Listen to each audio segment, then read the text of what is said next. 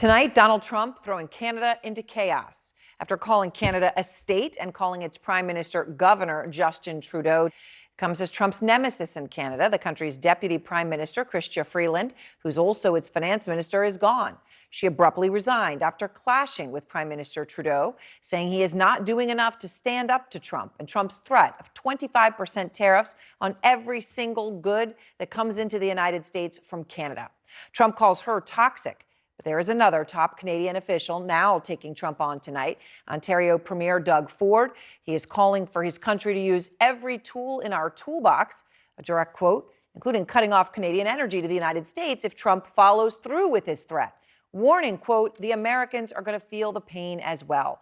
Premier Ford is out front with me tonight. And Premier, I appreciate your time. And I want to just start here with your proposal itself. What exactly does cutting off Canadian energy to the United States look like? Well, first of all, Aaron, thanks for having me on. You know, that's the last thing I want to do. I want to sell more electricity, more power to our U.S. friends and closest allies in the world.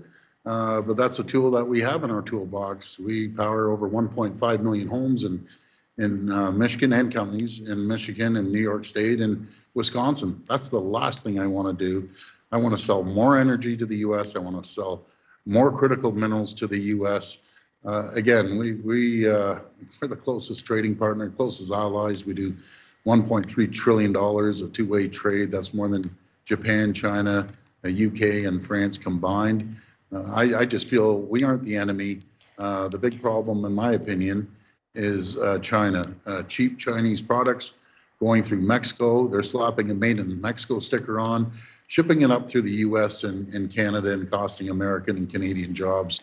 So, you know, when you talk about that Americans will feel the pain if you have to go through with this, you know, you specifically threatened to turn off the lights to 1.5 million Americans. And I say that just because if you're specifically talking about electricity coming into the U.S. from Canada, that only makes up about 1% of annual U.S. electricity consumption. That's according to the EIA here in the U.S.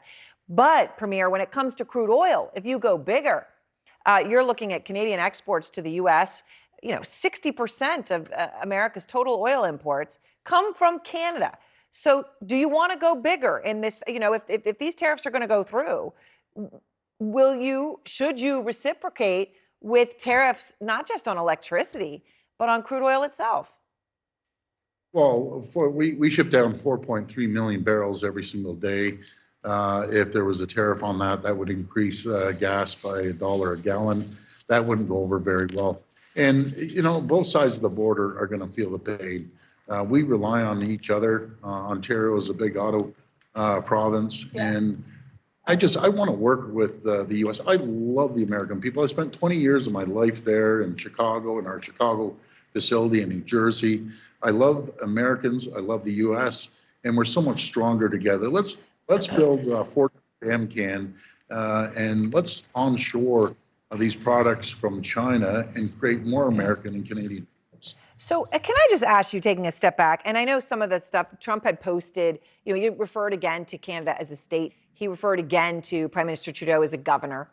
It's not the first time. He had posted that AI-generated image of himself standing next to the Canadian flag with the caption, "Oh, Canada." And that was after Prime Minister Trudeau flew down to Mar-a-Lago unannounced to meet with Trump about his tariff threat, where, you know, Trump joked that Canada could become the 51st state. So can we just take a step back? I know in some of this he's sort of making a joke, but he's doing it again and again and again. And obviously, you know, it is demeaning. I mean, how do you respond to that he keeps referring to Canada as a state and the leader of your country as a governor?